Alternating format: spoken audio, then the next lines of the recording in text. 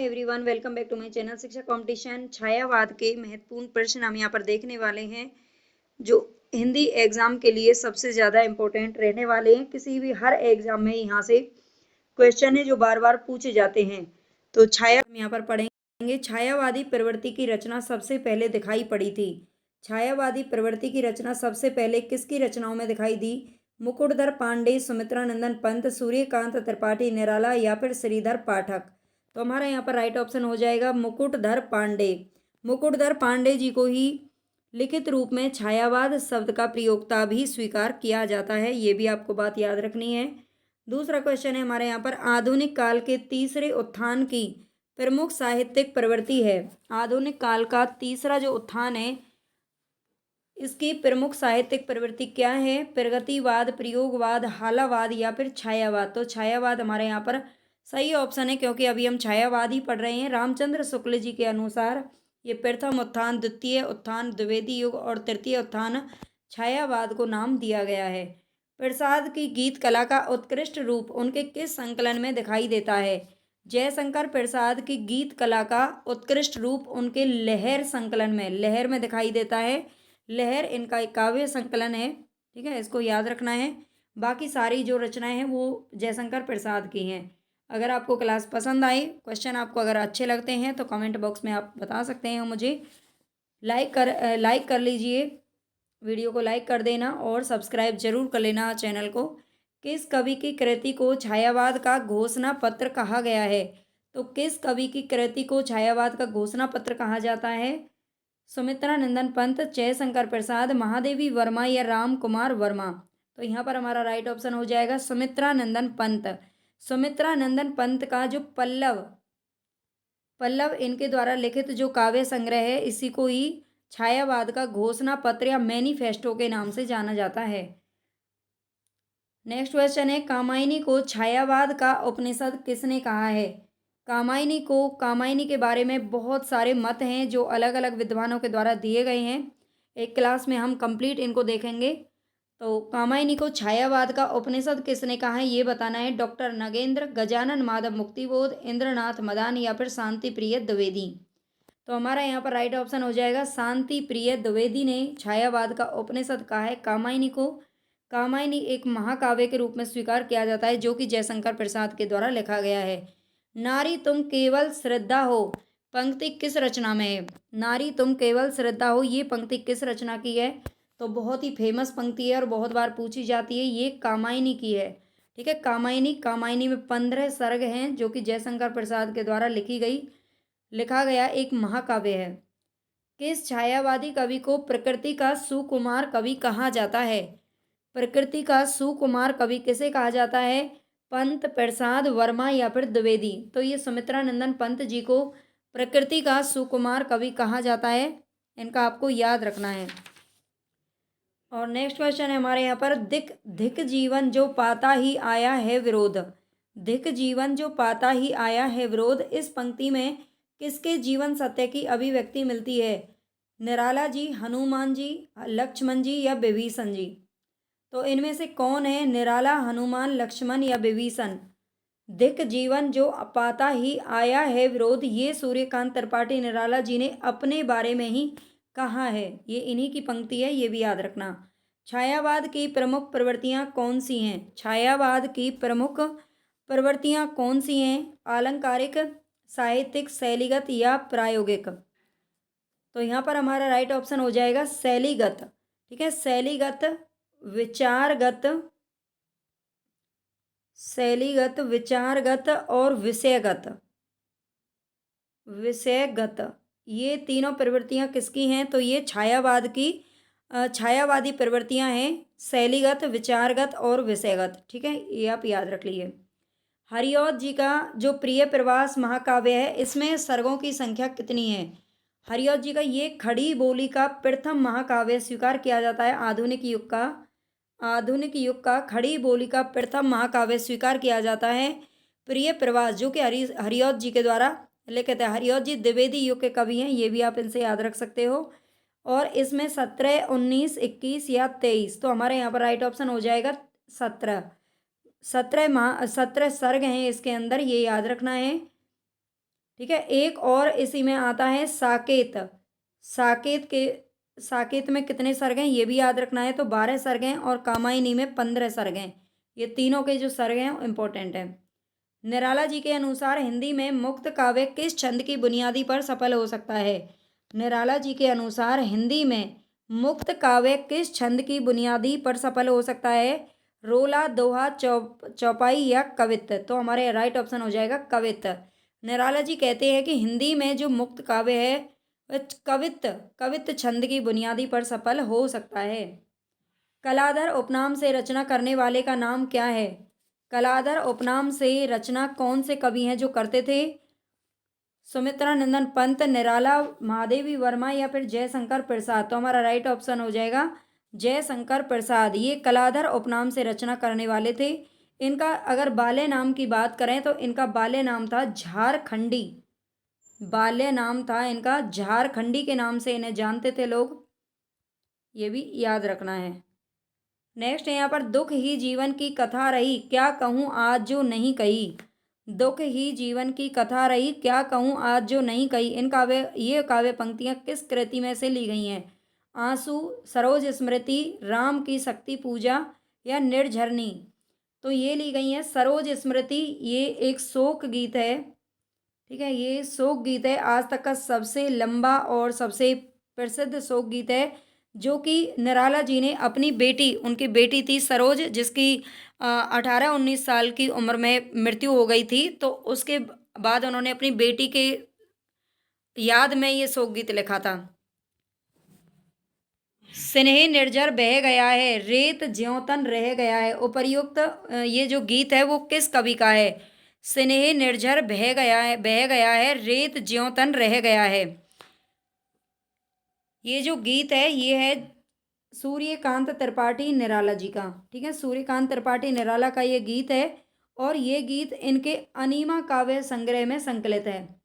ठीक है, ये जो गीत है ये इनका अनीमा जो काव्य संग्रह है इसमें संकलित है, ये भी याद रख लीजिएगा। सुमित्रा नंदन पंत की सुप्रसिद्ध कविता परिवर्तन उनके किस काव्य संकलन में सर्वप्रथम प्रकाशित हुई थी? सुमित्रा नंदन पंत की सुप्रसिद्ध कविता है परिवर्तन। परिवर्तन उनके किस काव्य संकलन में सबसे पहले प्रकाशित हुई थी? गुंजन, ग्राम्य, पल्लव या युगांत? तो ये हुई थी पल्लव में। ठीक है, परिवर्तन पल्लव में सबसे पहले प्रकाशित हुई थी। और अगर इसकी बात करें पल्लव में तो इनका आंसू, ठीक है थोड़ा सा देख लेते हैं। पल्लव में इनकी आंसू है, परिवर्तन है उच्छ्वास और बादल। ठीक है, परिवर्तन, आंसू, उच्छ्वास और बादल, ये चारों जो कविताएं हैं ये पल्लव में संकलित की गई हैं। 16 क्वेश्चन है यहाँ पर। निराला जी की कविता राम की शक्ति पूजा पर किस रचना का सर्वाधिक प्रभाव है? वाल्मीकि रामायण, कृत्तिवास रामायण, रामचरितमानस या विष्णु पुराण?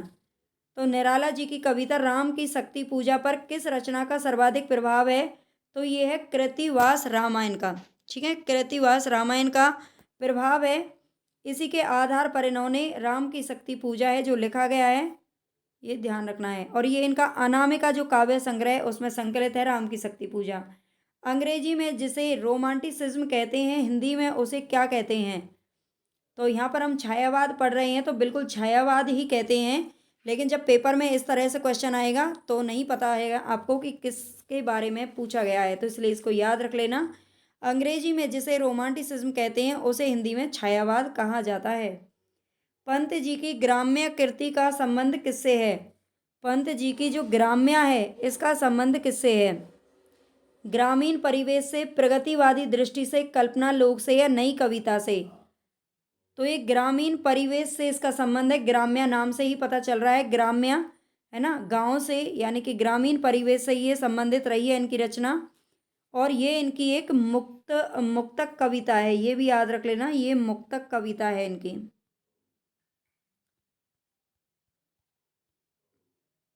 कामायनी की श्रद्धा किसका प्रतीक है? कामायनी में जो श्रद्धा है, श्रद्धा जो पात्र है वो किसका प्रतीक है? बुद्धि, मन, हृदय या आनंद?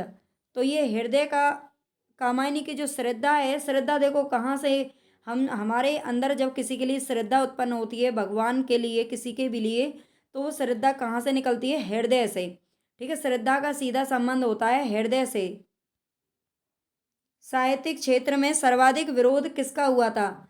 साहित्यिक क्षेत्र में सर्वाधिक किस छायावादी जो कवि हैं जिनका विरोध हुआ है?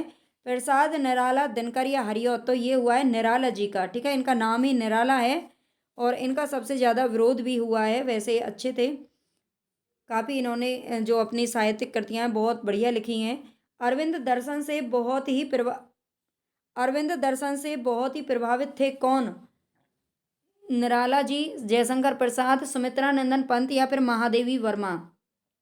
तो यहाँ पर हमारा राइट ऑप्शन हो जाएगा सुमित्रा नंदन पंत। ये अरविंद दर्शन से प्रभावित थे, इनका भी याद रख लेना है। तेरा वैभव देखूं या जीवन का क्रंदन देखूं, यह पंक्ति किसकी है?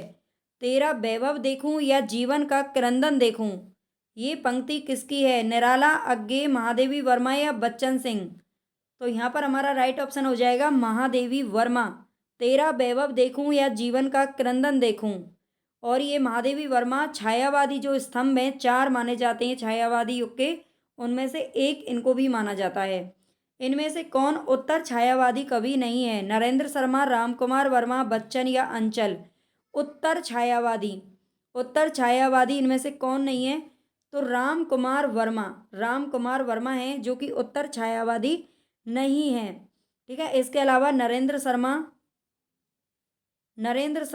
अंचल और बच्चन, रमाशंकर शुक्ल अंचल का ये पूरा नाम है, ये उत्तर छायावादी कवियों में गिने जाते हैं। इस करुणा कलित हृदय में अब विकल रागनी बसती, क्यों हाहाकार स्वरों में वेदना असीम गरजती? इन पंक्तियों के रचनाकार कौन है? इस करुणा कलित हृदय में अब विकल रागनी बसती, क्यों हाहाकार स्वरों में वेदना असीम गरजती? तो यहाँ पर हमारा राइट ऑप्शन हो जाएगा जयशंकर प्रसाद। ठीक है, इस करुणा कलित हृदय में अब विकल रागनी बसती, ये जयशंकर प्रसाद जी का क्या है? ये इन्हीं की पंक्तियां हैं, क्यों हाहाकार स्वरों में वेदना असीम गरजती। ये मूलतः करुण भावनाओं का कवि माना जाता है जयशंकर प्रसाद जी को। ठीक है, करुणा का कवि इनको कहा जाता है, करुण भावनाओं का। इन्होंने अपने मार्मिक भावों को आंसू नामक इनका जो काव्य है उसमें इनको रखा है। ये पंक्तियां उसी से ली गई हैं। छायावाद शब्द का प्रयोग सबसे पहले किसने किया था? छायावाद शब्द का प्रयोग सबसे पहले किसने किया था? रामविलास शर्मा, मुकुटधर पांडे, नामवर सिंह या जयशंकर प्रसाद? तो हमारा राइट ऑप्शन हो जाएगा मुकुटधर पांडे। इनमें से कौन सी कृति है जो कि जयशंकर प्रसाद की नहीं है? जयशंकर प्रसाद की कौन सी कृति है जो नहीं है? कानन, कुसुम, दीप शिखा, झरना या कामायनी? तो इनमें से जो दीप शिखा है ये महादेवी वर्मा की कृति है, ना कि जयशंकर प्रसाद जी की। महादेवी वर्मा की कृति है दीप शिखा, इसको याद रखना है। हिंदी साहित्य में महाप्राण किस कवि के लिए प्रयुक्त होता है? हिंदी साहित्य में महाप्राण किसके लिए प्रयुक्त होता है? तुलसीदास, निराला, जयशंकर प्रसाद या फिर सूरदास? तो ये निराला जी के लिए प्रयुक्त होता है महाप्राण निराला। ठीक है, महाप्राण निराला के नाम से इन्हें जाना जाता है। मिलन का मत नाम लो, मैं विरह में चिर हूं, यह पंक्ति किस रचनाकार की है? महादेवी वर्मा, मीराबाई, सहजोबाई, सुभद्रा कुमारी चौहान? ये सारी लेखिकाएं यहाँ पर आ गई हैं। तो हम यहाँ पर पढ़ रहे हैं छायावाद, और महादेवी वर्मा छायावादी स्तंभ, 4 स्तंभों में से एक मानी जाती हैं। मिलन का मत नाम लो, मैं विरह में चिर हूं, महादेवी वर्मा की पंक्ति है, इंपॉर्टेंट है, याद रख लीजिएगा। कविता हमारे परिपूर्ण क्षणों की वाणी है, ये किसने कहा है? कविता हमारे परिपूर्ण क्षणों की वाणी है, निराला, प्रसाद, पंत या महादेवी? तो ये इसमें जो हमारा राइट ऑप्शन है वो हो जाएगा सुमित्रा नंदन पंत। कविता हमारे परिपूर्ण क्षणों की वाणी है, ये किसने कहा है? तो ये कविता के बारे में है ना, कविता को व्याख्यायित किया है सुमित्रा नंदन पंत ने। मैं नीर भरी दुख की बदली, ये कथन किसका है? मैं नीर भरी दुख की बदली, तो ये भी महादेवी वर्मा जी का ही कथन है। तो यहाँ पर आज हमारे 30 क्वेश्चन थे। आई होप आपके लिए यूजफुल रहेंगे और आपको पसंद भी आए होंगे। अगर पसंद आए हो तो लाइक ज़रूर कर देना, नए हो तो चैनल को सब्सक्राइब कर लेना और शेयर कर देना अपने सभी दोस्तों के साथ में।